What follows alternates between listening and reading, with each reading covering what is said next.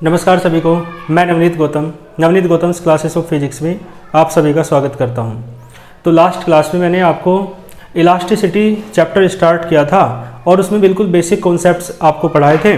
बिल्कुल basic class ली थी जिसमें मैंने आपको बताया था कि दृढ़ पिंड क्या होता है, रिजिड बॉडी क्या होती है, ठीक है।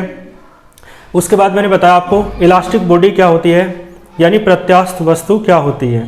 इसी के साथ इलास्टिसिटी यानी प्रत्यास्थता क्या होती है, और साथ में प्लास्टिक बॉडीज़ क्या होती हैं, अर्थात जिन्हें सुघट्य वस्तुएं आप कहते हैं। ये सब बेसिक कॉन्सेप्ट्स मैंने आपको समझा दिए थे। वे सभी बातें आपकी क्लियर होंगी।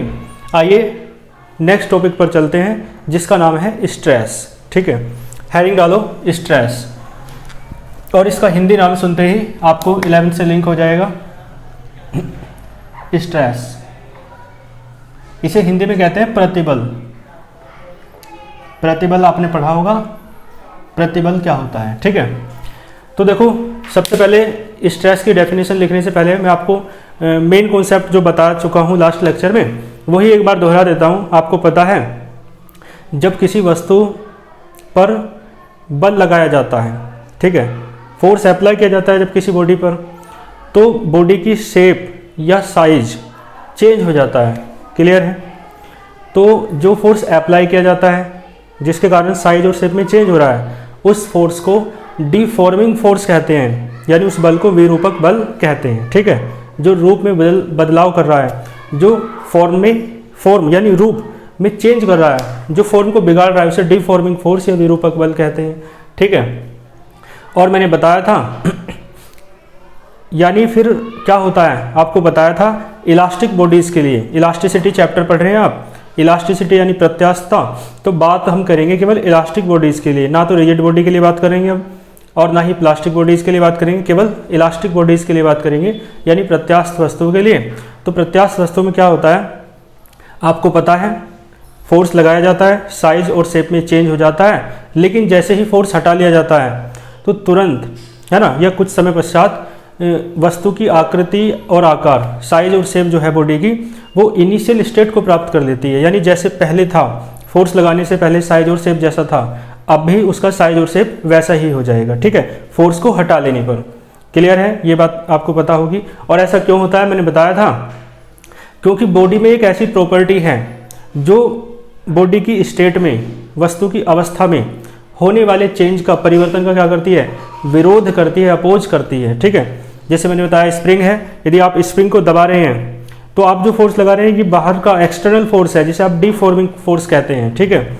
लेकिन स्प्रिंग में ही एक अपोजिट, है ना, इंटरनल, आंतरिक रिएक्शन फोर्स प्रोड्यूस हो जाता है। मैंने आपको एक्शन रिएक्शन फोर्स तो पढ़ा रखा है, मैंने बताया था there is a reaction force to every action in the universe, है ना। ब्रह्मांड में प्रत्येक क्रिया बल के लिए प्रतिक्रिया होती है।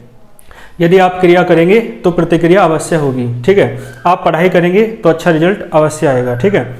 आप फोर्स लगाएंगे तो फोर्स वापसी भी आप पर भी लगेगा, ठीक है। चोट क्यों लगती है, ठीक है, क्यों लगती है चोट, क्योंकि यदि आप दीवार पर फोर्स लगा रहे हैं तो दीवार भी आप पर फोर्स लगाएगी, ठीक है ना। तो हर एक्शन के लिए क्या होता है, नेचर में, यूनिवर्स में रिएक्शन होता है। तो इसका मतलब है स्प्रिंग पर यदि बल लगा रहे हैं, फोर्स लगा रहे हैं, तो ये तो एक्सटर्नल फोर्स है, एक्सटर्नल यानी बाहर से जो लग रहा है, जिसे आप डिफॉर्मिंग फोर्स कहते हैं, विरूपक बल कहते हैं। लेकिन स्प्रिंग में ही एक इंटरनल फोर्स प्रोड्यूस हो जाएगा जो इस एक्सटर्नल फोर्स का अपोज करेगा, इस बाह्य बल का विरोध करेगा, या जो वस्तु है उसकी आकृति आकार में परिवर्तन हो रहा है, साइज और शेप में, उस परिवर्तन का, उस चेंज का अपोज करेगा वो फोर्स, ठीक है ना। जैसे आप स्प्रिंग को दबा रहे हैं तो वो एक्सटर्नल फोर्स के द्वारा दबा रहे हैं, लेकिन स्प्रिंग वापस ऐसा ही होना चाह रही है जैसे वो पहले थी, तो वो स्प्रिंग का इंटरनल फोर्स है, इंटरनल रिएक्शन फोर्स है, आंतरिक प्रतिक्रिया बल है, ठीक है।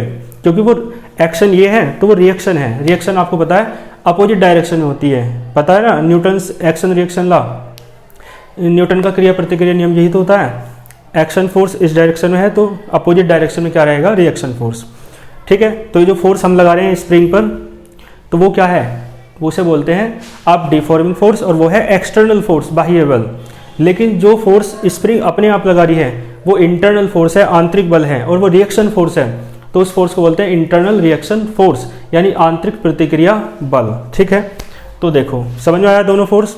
एक जो हम लगा रहे हैं बाहर से एक्सटर्नल फोर्स, उसे तो डिफॉर्मिंग फोर्स कहते हैं, और जो स्प्रिंग अपने आप फोर्स लगा रही है उसे इंटरनल रिएक्शन फोर्स कहते हैं। ठीक है, स्प्रिंग यानी इलास्टिक बॉडी, ठीक है, प्रत्यास्थ वस्तु यानी कि, है ना। तो स्ट्रेस पढ़ना है, तो स्ट्रेस में पहले मेन जो लाइन है, एक दो लाइन भूमिका में लिखो। इसकी भूमिका में क्या लिखना है आपको बताया, जब किसी वही यही लिखना है कि जब किसी वस्तु पर बाह्य बल लगाया जाता है तो वस्तु की आकृति या आकार में परिवर्तन हो जाता है, पहले यही लिखना है। तो देखो व्हेन, ठीक है, when the external force, external यानी बाह्य, when the external force is applied लगाया जाता है ना, तो when the external force is applied on any body, किसी बॉडी पर, when the external force is applied on any body, जब किसी वस्तु पर बाह्य बल लगाया जाता है। तो मैंने बताया वस्तु की आकृति या आकार में परिवर्तन हो जाता है। तो देखो द साइज, या तो साइज दा भी हटा लो चाहे, साइज और शेप, साइज और शेप, साइज यानी आकार, शेप यानी आकृति। तो साइज और शेप, किसका साइज और शेप, ऑफ, बताएं किसका साइज और शेप, वस्तु का, है ना, यानी बॉडी का। तो साइज और शेप ऑफ एनी, या ऑफ एनी नहीं कहेंगे क्योंकि एनी तो यहाँ कह चुके हैं ना, ऑफ दैट बॉडी, उसी बॉडी का साइज और शेप चेंज होता है जिस पर आप फोर्स लगाते हैं, है ना, लगाते रहते हैं। ठीक है, तो देखो जब किसी बॉडी पर फोर्स, एक्सटर्नल फोर्स अप्लाई किया जाता है तो उस बॉडी का, है ना, उस बॉडी का, दैट माने उस बॉडी का साइज और शेप चेंज हो जाता है। तो साइज और shape of that body changes. ठीक है, ये लाइन भूमिका में है, इंट्रोडक्शन में, है ना। तो मैंने बताया इसमें एक बात और कहनी पड़ेगी, तो एक इस बॉडी में ही एक इंटरनल रिएक्शन फोर्स प्रोड्यूस हो जाता है जो उस चेंज का क्या करता है, अपोज करता है। जो बॉडी के साइज और शेप में जो परिवर्तन हो रहा है, चेंज हो रहा है, उसका क्या करता है, अपोज। तो देखो, ठीक है, देयर प्रोड्यूस, ठीक है, देयर प्रोड्यूस ए फोर्स, और कैसा फोर्स है, इंटरनल फोर्स, तो एन आएगा, there produce an internal force, एक आंतरिक बल प्रोड्यूस हो जाता है। और इंटरनल फोर्स भी कैसा, ठीक है, इंटरनल रिएक्शन फोर्स। ठीक है, तो there produce an internal reaction force, जिसे आंतरिक प्रतिक्रिया बल कहते हैं। There produce an internal reaction force, कहाँ, इन द बॉडी, बॉडी में, वस्तु में ना, वस्तु में एक आंतरिक प्रतिक्रिया बल उत्पन्न हो जाता है। तो देखो प्रतिबल का आपको सूत्र पता होगा, स्ट्रेस का फॉर्मूला जो होता है वो होता है फोर्स अपॉन एरिया। क्या होता है, फोर्स अपॉन एरिया। प्रतिबल का सूत्र होता है बल बटे क्षेत्रफल। तो इसका मतलब है, मैंने बता रखा है आपको कि यदि डेफिनेशन बनानी हो तो नीचे वाली क्वांटिटी को 1 मान लिया जाता है। क्लियर है ना। देखो मैं इस तरीके से आपको समझाने का प्रयास करता हूँ कि आपको लैंग्वेज याद ना करनी पड़े, बल्कि आप चीज़ों को, कॉन्सेप्ट को समझ करके आप खुद लिख सकें। ठीक है, अपने शब्दों में ढाल करके। तो यहाँ तक तो अपनी इंट्रोडक्शन दिया कि ऐसे ऐसे कैसे, देखो कि जब किसी बॉडी पर एक्सटर्नल फोर्स लगाया जाता है तो उसकी साइज या शेप में चेंज हो जाता है, और बॉडी में, है ना, इन द बॉडी, बॉडी में एक इंटरनल रिएक्शन फोर्स प्रोड्यूस हो जाता है जो क्या करता है, विच विल या विच अपोजेज, जो क्या करता है, अपोजेज, जो अपोज करता है। और मैंने बताया किसका अपोज कर रहा है, बॉडी के साइज और शेप में जो चेंज हो रहा है उसका अपोज कर रहा है, परिवर्तन का विरोध करता है ना। तो विच अपोजेज द चेंज। ठीक है, इन इट्स माने बॉडी, इट्स माने उसकी, यानी बॉडी की, और क्या, बॉडी की अवस्था में या बॉडी की साइज और शेप में। तो स्टेट लिख दो या साइज और शेप लिख दो, है ना, जैसा आपको अच्छा लगे। ठीक है, ये इंट्रोडक्शन हो गया इतना, और बाकी ये आपके समझने का है। ज़्यादा ही शॉर्ट में आता है क्वेश्चन, तो आप, हालांकि इतना शॉर्ट में आएगा नहीं क्योंकि आपको पता है वेरी शॉर्ट जो भी है वो भी कितने वर्ड्स का है, मैंने सब कुछ बता चुका हूँ मैं आपसे। देखो 75 वर्ड में तो आपको कम से कम लिखना ही है हर क्वेश्चन। तो बात समझ आई यहाँ तक। इन इट्स स्टेट, तो उसकी आकृति में परिवर्तन का, आकृति आकार में, यानी स्टेट यानी उसकी अवस्था में होने वाले परिवर्तन का विरोध करता है। तो देखो अपोन वाली क्वांटिटी को 1 मान लो, इसका मतलब है तब वस्तु के एकांक क्षेत्रफल पर लगने वाले इस आंतरिक प्रतिक्रिया बल को ही प्रतिबल कहा जाता है। ठीक है, तो इसका मतलब है ये जो इंटरनल रिएक्शन फोर्स लग रहा है बॉडी पर, है ना, मतलब बॉडी के द्वारा लग रहा है, बॉडी के अंदर ही तो प्रोड्यूस हो रहा है, तो इसका मतलब है तब यूनिट सरफेस एरिया पर, यूनिट एरिया पर, नीचे वाली क्वांटिटी को 1 मानना पड़ेगा ना, तब यूनिट एरिया पर जो इंटरनल रिएक्शन फोर्स लगता है उसे ही आप क्या कहते हैं, स्ट्रेस कहते हैं। ठीक है, तो देन, है ना, वैन के बाद कोमा यानी देन, ठीक है, देन बोला जाएगा इसे। अब देखो, तो देन द फोर्स, और फोर्स कौन सा है मैंने बताया, तो देन दिस इंटरनल, ये जो बात की है ना ऊपर की पैराग्राफ में, ये इंटरनल रिएक्शन फोर्स यही जो होता है, तो then this internal reaction force, तो then this internal reaction force, और कहाँ लग रहा है, यूनिट एरिया पर, ऑन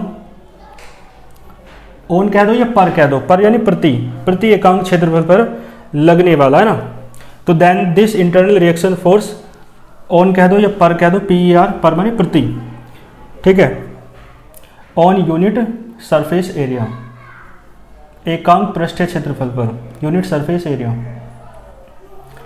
ऑफ द बॉडी,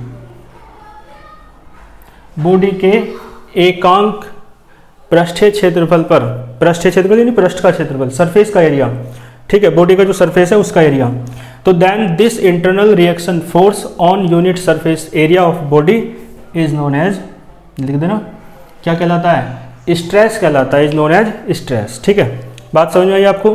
तो कहने का मतलब है जब किसी बॉडी पर एक्सटर्नल फोर्स लगाया जाता है तो बॉडी के साइज और शेप में परिवर्तन हो जाता है, चेंज हो जाता है, आपको बता रखा है मैंने लास्ट लेक्चर में ही।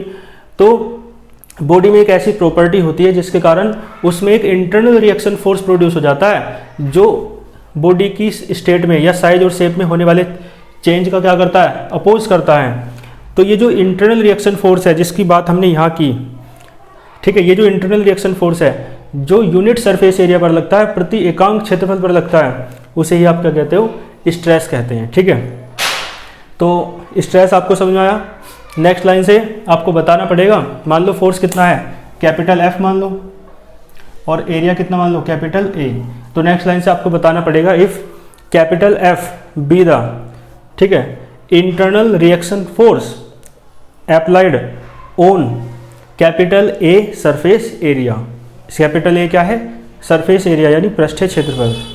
ठीक है, यानी यदि कैपिटल A पृष्ठीय क्षेत्रफल पर लगने वाला आंतरिक प्रतिक्रिया बल कितना हो, कैपिटल F हो। ठीक है, लिख लेंगे आप, if capital F be the internal reaction force on, क्या आ जाएगा, surface area capital A, on surface area capital A, then stress, ठीक है, देन फिर आप फॉर्मूला लिखना देन करके नेक्स्ट लाइन में, तो देन स्ट्रेस बराबर, ठीक है, पहले तो ऐसे लिखना, देन स्ट्रेस बराबर ये, और फिर सिंबल में लिख देना, फिर क्या लिख देना नेक्स्ट लाइन में, इस तरीके से, स्ट्रेस बराबर F अपॉन A, इस तरीके से। ठीक है जी, तो देन स्ट्रेस बराबर F अपॉन A। आप इसकी यूनिट निकालना चाहते हो, यूनिट और डायमेंशन, तो आप निकाल सकते हो। यूनिट बताओ क्या हो जाएगी भाई, फोर्स की यूनिट क्या होती है, न्यूटन होती है,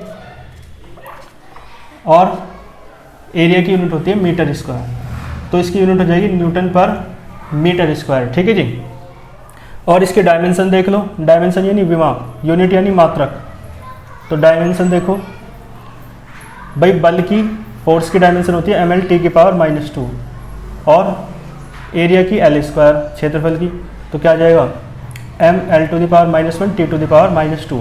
और आप देखेंगे जैसा फॉर्मूला स्ट्रेस का है, प्रतिबल का है, वैसा ही ठीक फॉर्मूला होता है दाब का, प्रेशर का। तो प्रेशर का भी फॉर्मूला यही होता है, तो प्रेशर की यूनिट भी यही होती है और प्रेशर की डायमेंशन भी यही होती है। ठीक है, तो प्रेशर का भी फॉर्मूला बिल्कुल सेम है। ठीक है, तो ये स्ट्रेस की बात मैंने की, स्ट्रेस आपको समझ में आया होगा। ठीक है, यहाँ तक नोट करो, फिर मैं रफ करके आगे चलता हूँ। आइए आगे चलते हैं। नेक्स्ट हेडिंग देखो, जो प्रतिबल मैंने पढ़ाया आपको, जिसे आप स्ट्रेस कहते हैं, उसके प्रकार पढ़ेंगे, प्रतिबल के प्रकार।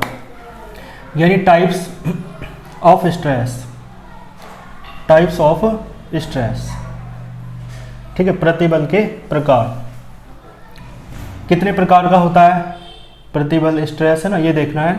तो प्रतिबल के प्रकार, ठीक है। बाकी कोई नया टॉपिक नहीं है, आप 11वीं क्लास में भी इसे पढ़ चुके हैं, ठीक है। देखो ये 3 प्रकार का होता है, तो लिख देना स्ट्रेस इज ऑफ 3 टाइप्स। कितने टाइप्स का है? 3। नंबर फर्स्ट हेडिंग डालो, नंबर फर्स्ट हेडिंग है लॉन्गिट्यूडनल, लॉन्गिट्यूडनल, लॉन्गिट्यूडनल स्ट्रेस, ठीक है। हाँ, मैं आपको एक बात और बताना भूल गया, जो मैंने आपको कराया ना स्ट्रेस, तो स्ट्रेस में आप एक बात और लिख लेना, स्ट्रेस जो होता है ना आपका, वो स्केलर क्वांटिटी होता है। कैसी क्वांटिटी है? स्केलर, यानी जो प्रतिबल है वो अदिश राशि है, ठीक है।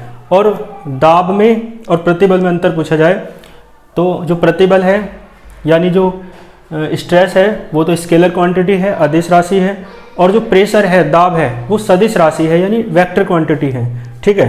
ये अंतर है दोनों में, क्योंकि दोनों का फॉर्मूला सेम है, यूनिट सेम है, डायमेंशन सेम है, लेकिन स्ट्रेस स्केलर क्वांटिटी है और प्रेशर वेक्टर क्वांटिटी है, ठीक है। और हाँ, मैंने बताया आपको इसकी यूनिट क्या होती है, न्यूटन पर मीटर स्क्वायर। तो न्यूटन पर मीटर स्क्वायर को आप पास्कल भी कहते हैं, पास्कल को PA से डिनोट करते हैं। तो ये दोनों बातें भी आप वहाँ पे लिख लेना। तो न्यूटन पर मीटर स्क्वायर को क्या कहते हैं? पास्कल कहते हैं, ठीक है। अब हम पढ़ क्या रहे हैं? अब हम पढ़ रहे हैं लॉन्गिट्यूडनल स्ट्रेस, ठीक है। लिख लेना वीडियो को पॉज करके या स्क्रीनशॉट ले लेना। अब देखो, अब हम पढ़ रहे हैं लॉन्गिट्यूडनल स्ट्रेस, इसे आप हिंदी में कहते हैं, ठीक है, पहले पढ़ा नहीं होगा, हालांकि हिंदी की कोई ऐसी आवश्यकता भी नहीं है, अनुदैर्ध्य, ठीक है, अनुदैर्ध्य प्रतिबल। स्ट्रेस तो प्रतिबल होता है, ठीक है जी। तो लॉन्गिट्यूडनल स्ट्रेस पढ़ रहे हैं। अब स्ट्रेस तो पढ़ लिया ना आपने, तो देखो बहुत आसान सी बात है, स्ट्रेस में मेहनत कर ली एक बार, इसमें ज़्यादा मेहनत नहीं करेंगे। कौन से वाला स्ट्रेस है? लॉन्गिट्यूडनल स्ट्रेस, ठीक है। एक बार की मेहनत में ही काम हो जाता है, ठीक है ना। तो स्ट्रेस कौन सा है? लॉन्गिट्यूडनल है। प्रतिबल कौन सा है? अनुदैर्ध्य है। अनुदैर्ध्य या लॉन्गिट्यूडनल का अर्थ होता है लेंथ के अलोंग, ठीक है ना, लेंथ के अलोंग, ठीक है। जैसे ये कोई बॉडी है, तो इस पर आप जो डिफॉर्मिंग फोर्स लगा रहे हैं, विरूपक बल, जो साइज और शेप में परिवर्तन कर देता है, चेंज कर देता है, वो जो लगाना है ना फोर्स आपको, वो लेंथ के अलोंग लगाना है। या तो बाहर की ओर लगा लो लेंथ के अलोंग, यानी खींच रहे हैं देखो लेंथ की ओर अलोंग, या फिर अंदर की ओर लगा रहे हैं तो अंदर की ओर लगाओ, चाहे बाहर की ओर लगाओ, लेकिन लगा तो लेंथ के अलोंग ही रहे हैं, यानी लंबाई के अनुदिश, लंबाई की दिशा में लगा रहे हैं फोर्स, ठीक है। तो कहने का मतलब है, जब क्या बोलेंगे, विरूपक बल है ना, जब विरूपक बल, जब किसी वस्तु पर विरूपक बल लंबाई के अनुदिश लगाया जाता है, तब प्रतिबल को अनुदैर्ध्य प्रतिबल कहा जाता है, ठीक है। तो कहने का मतलब ये हुआ कि जब किसी बॉडी पर स्ट्रेस को लेंथ के अलोंग अप्लाई किया जाता है, तो उस फोर्स को क्या, वो तो तब उस स्ट्रेस को क्या कहा जाता है? उस स्ट्रेस को क्या कहा जाता है? लॉन्गिट्यूडनल स्ट्रेस, ठीक है। तो एक लाइन लिख लो बस, इसमें ज़्यादा जरूरत नहीं है, ठीक है। व्हेन द डिफॉर्मिंग फोर्स, मैंने बताया था विरूपक बल, डिफॉर्मिंग फोर्स, जो फॉर्म को चेंज कर देता है, साइज और शेप को बदल देता है, पढ़ाया था मैंने। When the deforming force is applied, है ना, लगाया जाता है, इज अप्लाइड किसी बॉडी पर, ऑन एनी बॉडी, ठीक है, ऑन एनी बॉडी, और कैसा? लंबाई के अनुदिश, तो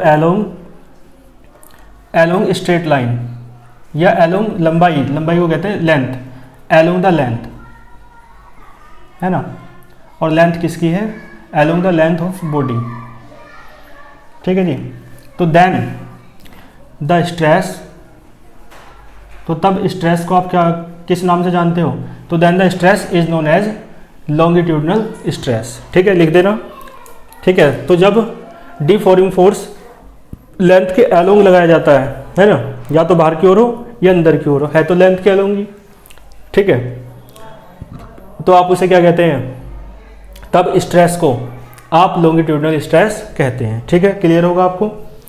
इसके बाद सेकंड देखें, सेकंड कौन सा हो जाएगा, ये था अनुदैर्ध्य, इसे आप स्क्रीनशॉट ले लो या वीडियो को पोस्ट करके नोट कर दो। बात समझ में आई आपको। लॉन्गिट्यूडनल स्ट्रेस भी आपका दो प्रकार का हो जाएगा, लेकिन इतना डीप में जाने की कोई ज़रूरत नहीं है। एक तो तब हो जाएगा जब आप बाहर की ओर लगा रहे हैं फोर्स, है ना। चलो हाँ, इसका डायग्राम बनाना चाहो बना लो। देखो इस तरीके से, जैसे कोई बॉडी है, इस पर फोर्स लगा रहे हो लेंथ के अलोंग, इस पर बाहर की ओर लगा रहे हो, इस पर बाहर की ओर लगा रहे हो, इधर भी फोर्स लगा रहा है, इधर भी फोर्स लग रहा है, तो लंबाई की दिशा में है ना, लेंथ के अनुदिश, है ना, लेंथ के अलोंग। तो ये क्या है, ये जो फोर्स लग रहा है, तो यूनिट एरिया पर, इसके यूनिट सरफेस एरिया पर जो फोर्स लगेगा उसे ही आप लॉन्गिट्यूडनल स्ट्रेस कहेंगे। लेकिन अब दोबारा बताने की जरूरत नहीं है कि यूनिट एरिया पर लगने वाले, है ना, इस टाइप के फोर्स को जो लेंथ के अलोंग है, ये कहने की जरूरत नहीं है, क्योंकि स्ट्रेस क्या होता है हम पहले ही समझा चुके हैं। तो स्ट्रेस पर अब मेहनत नहीं करनी, समझ में आया। तो फोर्स मैंने बताया दो प्रकार से लग सकता है, या तो बाहर की ओर, या फिर इसका दूसरा डायग्राम बनाना हो आपको, तो इसमें फोर्स लग जाएगा इस तरफ, यहाँ भी अंदर की ओर और यहाँ भी अंदर की ओर। तो इस हिसाब से जो आपका लॉन्गिट्यूडनल स्ट्रेस है वो भी दो प्रकार का हो जाएगा, एक में बाहर की ओर जब फोर्स लगे, एक में जब अंदर की ओर फोर्स लगे। लेकिन इतना डीप में जाने की कोई आवश्यकता नहीं है, ठीक है। तो ये था आपका लॉन्गिट्यूडनल स्ट्रेस, ठीक है जी। तो चलो इसे रफ करके आगे चलते हैं। तो ये है ना, डेफिनेशन लिख लेना और दोनों डायग्राम बना लेना, ठीक है। तो समझ में आया होगा आपको। ये था पहले वाला, जिसे आप अनुदैर्ध्य प्रतिबल कहते हैं, ये लॉन्गिट्यूडनल स्ट्रेस कहते हैं, ठीक है। बाकी इनका नाम लिखना चाहो आप लिख सकते हो। देखो ये खींच रहा है ना, जब फोर्स लगेगा इससे इधर उधर तो ये खिंच जाएगा, यानी इसका, इसे हिंदी में कहते हैं तनन प्रतिबल, और इंग्लिश में कहेंगे टेंजाइल स्ट्रेस, ठीक है। टेंजाइल स्ट्रेस यानी तनन प्रतिबल। यदि इसका नाम आप देखना चाहें, मैंने कहा ना लॉन्गिट्यूडनल स्ट्रेस भी दो प्रकार का है, तो बस नाम लिख लो, है ना। और ये कौन सा हो जाएगा, आप देखो इसका संपीड़न हो रहा है यानी कंप्रेशन हो रहा है, तो इसे कहेंगे आप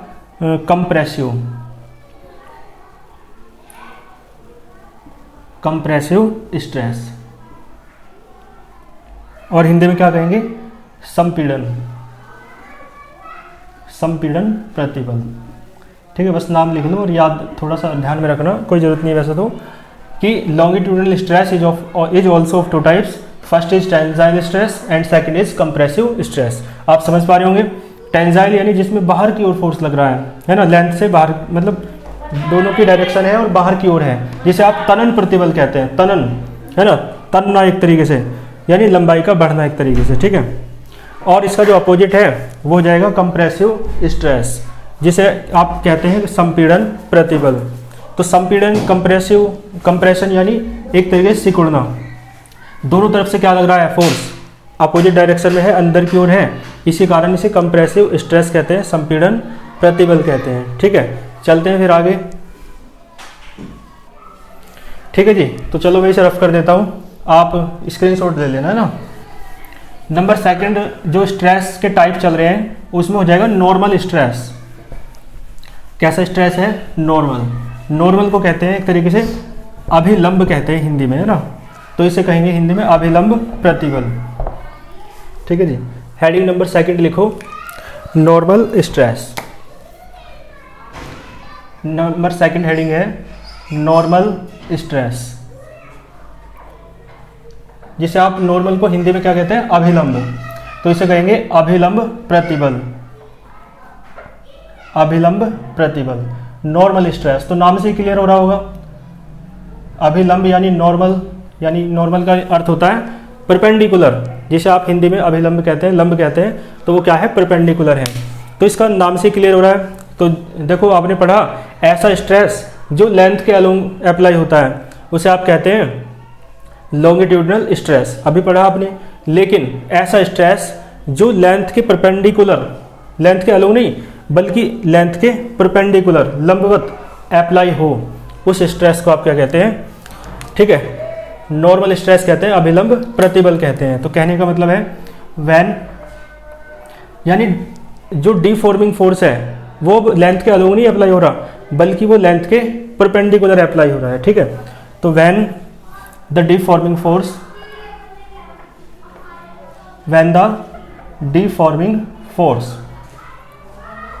when the deforming force is applied, बिल्कुल उसी की तरह लिखना है। तो when the deforming force is applied, मैंने कहा परपेंडिकुलर अप्लाई हो रहा है, तो इज अप्लाइड किस पर, ऑन द बॉडी या on the surface of the body, या ऑन द बॉडी लिख लो, ऑन द बॉडी, और कैसा, लंबवत तरीके से, परपेंडिकुलरली, है ना, परपेंडिकुलरली यानी लंबवत तरीके से, कुलरली, है ना। तो कहने का अर्थ है when the deforming force is applied on the body perpendicularly, तो तब स्ट्रेस जो होता है उसे क्या कहते हैं आप, नॉर्मल स्ट्रेस कहते हैं। तो कोमा यानी देन, तो देन द स्ट्रेस, है ना, इज नोन एज लिख देना, is known as normal stress, ठीक है। यानी कहने का अर्थ हिंदी में क्या हो जाएगा, जब विरूपक बल, जब किसी वस्तु पर विरूपक बल लंबाई के लंबवत लगता है, ठीक है, ये लगा जाता है, लगता है ना, तब प्रतिबल को अभिलंब प्रतिबल कहते हैं, ठीक है। समझ में आया होगा आपको। तो जब डिफॉर्मिंग फोर्स लगता है परपेंडिकुलरली, जैसे बॉडी ऐसे है तो इसके परपेंडिकुलरली लगेगा, ठीक है, तो आप तब जो स्ट्रेस होगा उसे आप क्या कहेंगे, नॉर्मल स्ट्रेस कहेंगे, नॉर्मल स्ट्रेस। क्लियर है। और इसका डायग्राम बनाना चाहें तो आप देख सकते हैं, इस तरीके से कोई बॉडी है, पहले तो लेंथ के अलोंग था, अब लेंथ की परपेंडिकुलर है, ठीक है। तो परपेंडिकुलर यानी ऐसे, तो इस तरफ हो सकता है, यहाँ से बीच से हटा लो, लेंथ के कैसा है, परपेंडिकुलर, ठीक है जी, एक ऊपर को एक नीचे को, क्या है, लेंथ ऐसे है, लेंथ तो ऐसे है, लेकिन ये फोर्स कैसे लग रहा है, लेंथ के परपेंडिकुलर, ठीक है जी। तो लेंथ के परपेंडिकुलर लगता है, और वो चाहे ऊपर की ओर लगे और चाहे भीतर की ओर लगे, अंदर की ओर लगे, ठीक है। तो ये आपका कहलाएगा नॉर्मल स्ट्रेस, इसे भी आप नोट करो, ठीक है, स्क्रीनशॉट ले सकते हो। नंबर 3 पर चलते हैं। नंबर 3 हो जाएगा आपका, उसे बोलेंगे स्पर्श रेखीय यानी टेंजेंशियल। तो नंबर 3 हेडिंग है tangential stress. Number 3 tangential stress, number 3 tangential. Tangent आप समझते होंगे, टेंजेंट होता है जिसे आप कहते हैं स्पर्श रेखा, तो टेंजेंशियल स्ट्रेस, इसे आप हिंदी में कहेंगे स्पर्श रेखीय। स्पर्श रेखीय नाम से समझ रहे होंगे आप, टेंजेंशियल यानी स्पर्श रेखीय, यानी स्पर्श रेखा के अनुदिश, टेंजेंट के एलोंग जो लगता है स्ट्रेस, उसे क्या कहते हैं आप, टेंजेंशियल स्ट्रेस कहते हैं। तो स्पर्श रेखीय प्रतिबल, स्पर्श रेखीय प्रतिबल, ठीक है। तो टेंजेंशियल स्ट्रेस है, स्पर्श रेखीय प्रतिबल। देखो किस तरीके से है ये, पहले इसके डायग्राम से आप थोड़ा समझ सकते हो।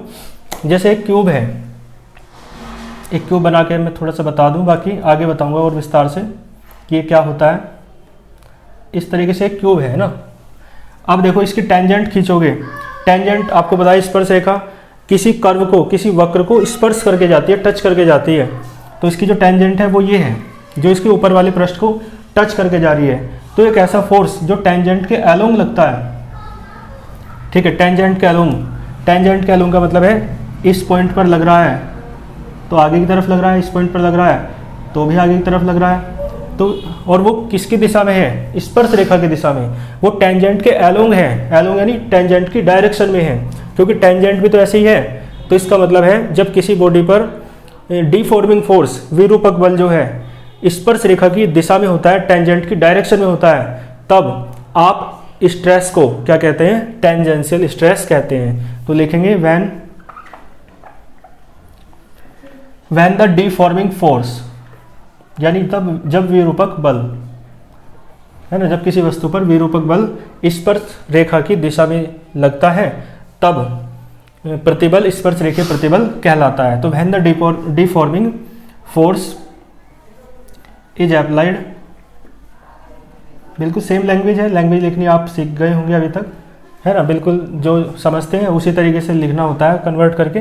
तो when the deforming force is applied, when the deforming force is applied on any body, ठीक है, किसी बॉडी पर, और कैसे लग रहा है, टेंजेंशियली लग रहा है, या कह दो along the tangent, along it, देखो along the tangent of any surface, किसी सरफेस के, बॉडी के बहुत सारे सरफेस हो सकते हैं, तो उसके किसी एक सरफेस के, है ना, तो एलोंग द टेंजेंट, है ना, body along the tangent, tangent यानी स्पर्श रेखा, तो along the tangent of any surface. और ये टेंजेंट कैसी है, ये बॉडी के बहुत सारे सरफेस हैं, पृष्ठ हैं, 1 2 3 4, घन है, ये क्यूब है, उसमें 6 पृष्ठ होंगे, 6 सरफेस होंगे। तो इसके किसी एक सरफेस की टेंजेंट है ये, तो along the tangent of, tangent किसकी है, ऑफ एनी सरफेस, किसी एक सरफेस की, और सरफेस किसका है, बॉडी का, ऑफ बॉडी। ठीक है, तो when the deforming force is applied on any body along the tangent of any surface of body, ठीक है, तब जो स्ट्रेस है, then stress is known as, लिख देना, stress is known as tangential stress.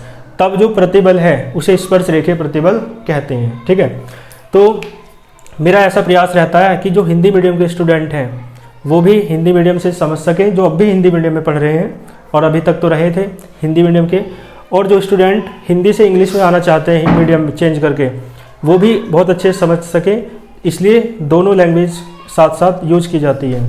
और साथ में वे स्टूडेंट जो CBSE बोर्ड के हैं या यूपी बोर्ड इंग्लिश मीडियम के हैं, मतलब मीडियम जिनका इंग्लिश ही रहा, वो भी बिल्कुल सहज रूप से कर सकें इसे। ठीक है,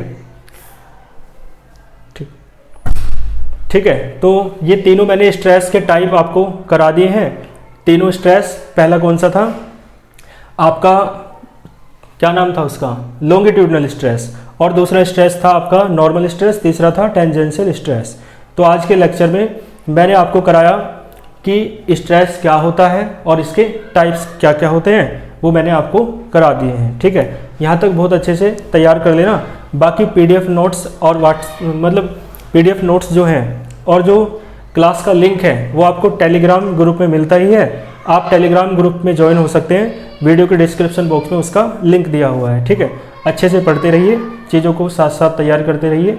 मिलते हैं फिर नेक्स्ट लेक्चर में नेक्स्ट टॉपिक के साथ। All the very best.